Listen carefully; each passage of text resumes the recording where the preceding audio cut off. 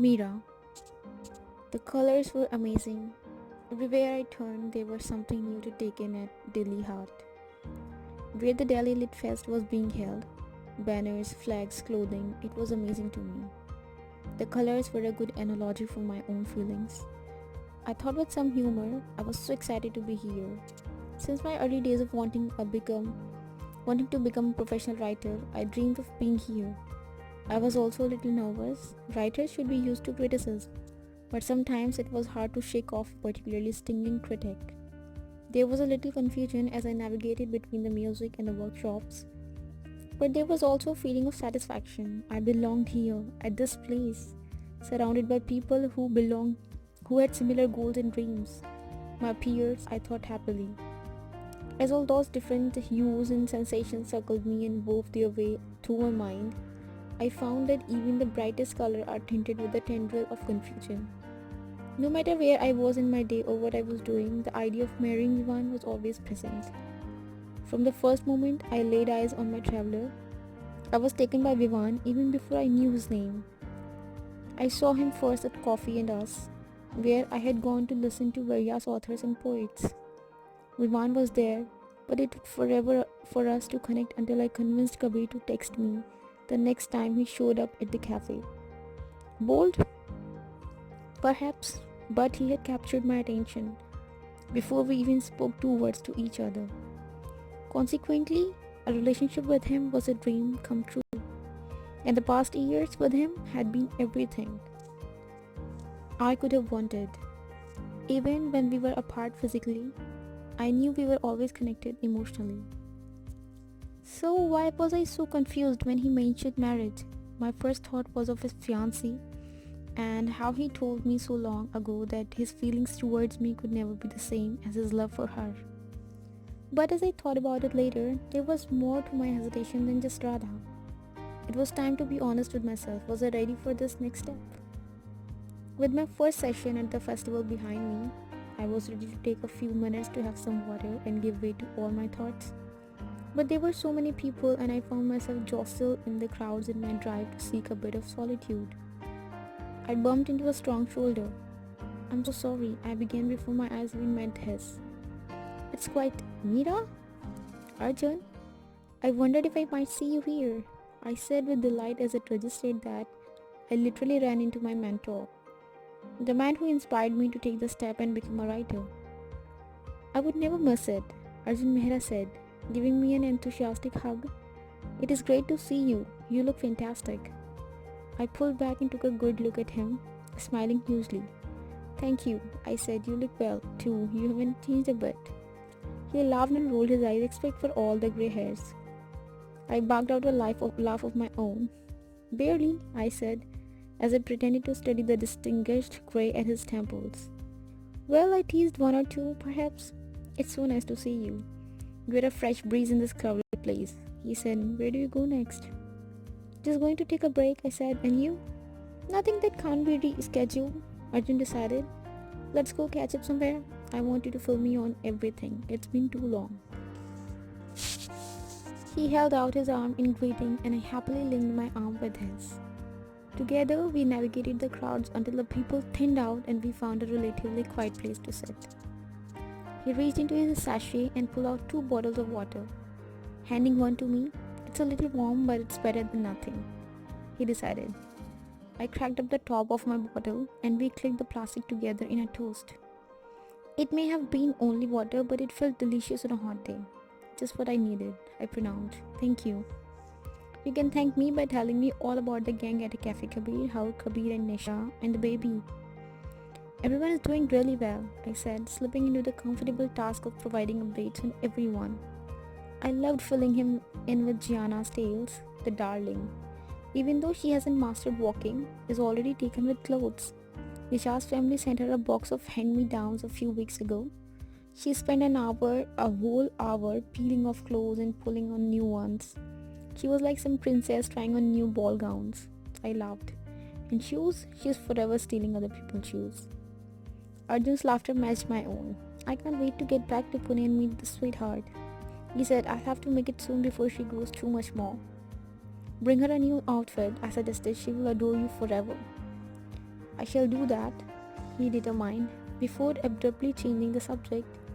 And Vivan, how are you two doing? Despite my best attempt to mask my confusion, a sigh escaped. Is everything okay? Arjun asked softly. It is, I said.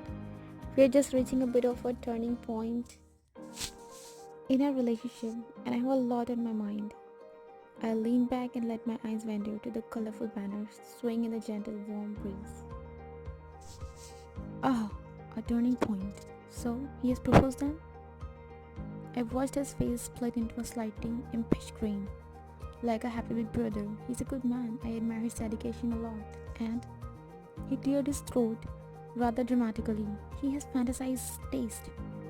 I mean, not only is he with you, but if I recall, one of his first gifts to you was an autographed copy of my book.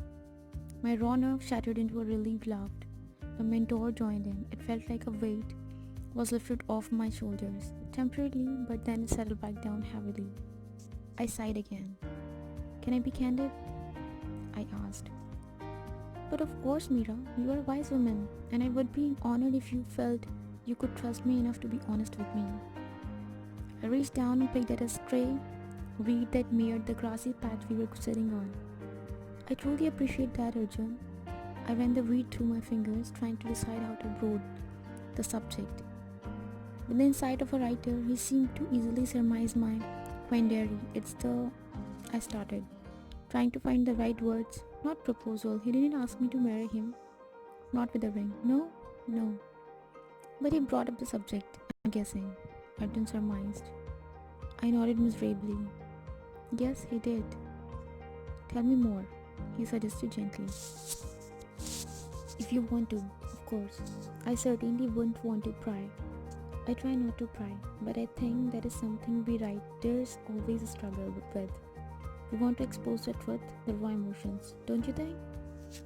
I chuckled at his insights. It's complicated, I'm afraid. I'm only just wrapping my head around the whole thing, and I'm afraid there is much more to it. Because of the woman he was going to marry. Mostly, I said, before adjusting my response. Not mostly, partly. When he told me about Radha, it nearly broke my heart. The moment he mentioned her name, I felt there was a great spirit that rose between us.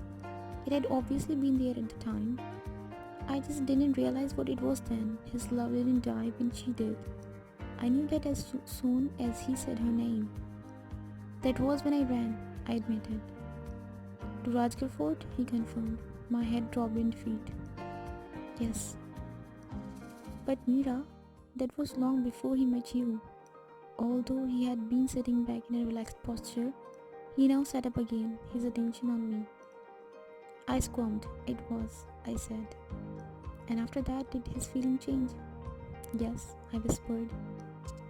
As if sensing his unblinking gaze directed at me was making me uncomfortable, his eyes left mine and I watched his attention sweep over the people who walked by. I found myself relaxing a little more and I took another big gulp of water. Tell me how things are now, he suggested. My thoughts danced wildly over the past few years. They waltzed with our embraces, some passionate, other more familiar, warm and comfortable. Of course, we had disagreements as did any couple, but they were minor and thinking of them now, I could barely discern the catalyst for an argument. Things are good, I confirmed. Very, very good. I'm so very happy with my life, with my work, especially with Vivan. Then what is wrong? His questions, though short and concise, were like sign spots, guiding my reasons to the real crux of the matter. As if with a sharp knife, he was carefully peeling away the thin layers of excuses and arguments. I realized this as my thoughts were drawn full circle to the real matter at hand. I think maybe they are too good, I began slowly, as realization emerged. What I mean is, I have my career and Vivan has his. He is in the process of starting his own travel company and is very excited about the niche concept he has developed. Our relationship is as strong as it is right now. If we get married, that will change. What he thinks will give us a solid foundation for coming back to each other. I turned worried eyes to his. What if that ties us down instead of giving us the freedom to follow our dreams? Marriage would take away a degree of freedom that we both have. Arjun drew his knees up and rested his elbows on them. Do you really think your relationship and your freedom will become compromised by marriage? I can't imagine either of you letting this tie you down. You love each other. Of course, that Meera will not change. Even if you and Vivan are going in different directions physically, emotionally, and spiritually, you are both traveling the same path, side by side. And marriage would make that stronger. In your case, would Vivan? I think so. Arjun stopped and then spoke in a mock stern voice. Here is my disclaimer. I'm not a fortune teller, so I can't promise you either direction will make you happy for the rest of your life. He leaned toward me and nudged my shoulder playfully as his voice brightened again. But I don't think running from the idea is a good idea. Talk to Vivan, Meera. Tell him your hesitation. Be honest with him and yourself. I smiled as his words began to sink in. You're a wise man, Arjun, I said. And a cheap therapist too, he teased.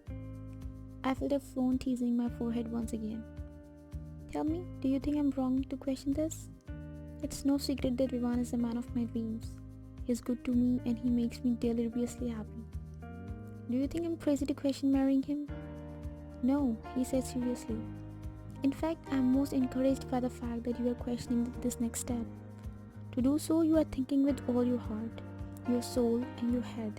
You're not blindly following your heart, and you're not letting your head drive you in a specific direction.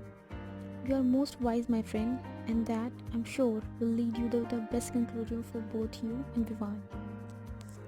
Arjun, thank you, I said, feeling that for the first time in days I was breathing clean, uncluttered air. It wasn't that Vivan's suggestion was a bad one, not at all, but the pressure I immediately felt from the idea of happily ever after weighing on me, innocently but heavily, fell away, dissolving with the antidote of reason.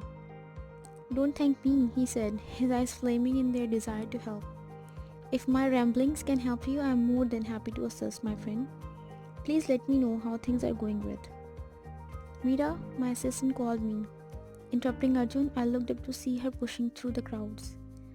There you are. I tried calling, but there wasn't an answer on your phone.